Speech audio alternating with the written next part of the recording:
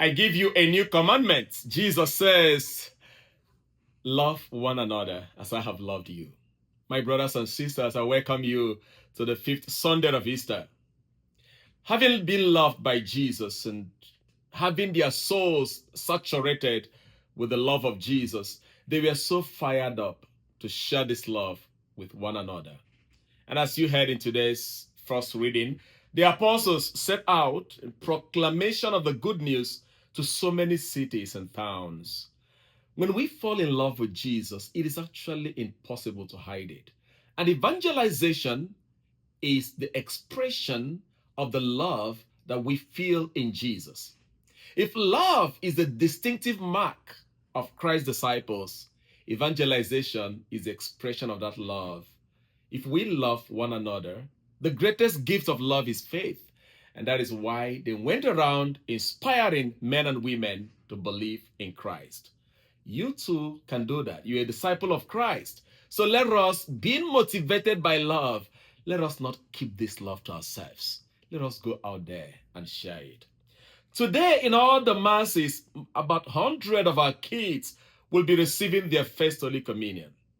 They will enter into a deeper loving relationship with Jesus. Congratulations to these our angels. We are so happy and so blessed to have you in this church. I pray that the Eucharist will continue to be your strength and your joy and your salvation. Talking about the Eucharist, there are some changes around the tabernacle. Most of the Eucharistic ministers and extraordinary ministers of the Eucharist have already been informed. We are now recommending that, please, when you come to communion, we've observed some persons come with a pyx. A pyx is that small ciborium, a small kind of a cup that some people bring. When they receive the communion, they present the pyx to the priest. Going on forward, that will not be allowed anymore.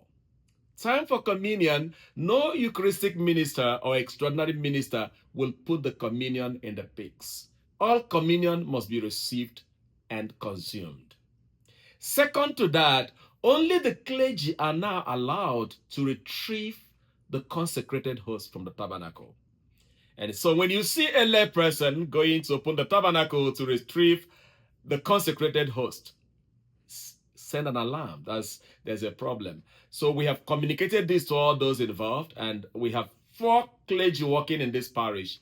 We are more than enough to help at any time to make sure that our blessed Lord is well accounted for and security around the Eucharist is well guaranteed.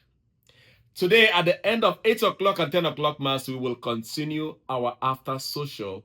So please let us continue to support this new initiative that is aimed to enhance our family life. On the 21st of June, we are organizing a very powerful Eucharistic revival.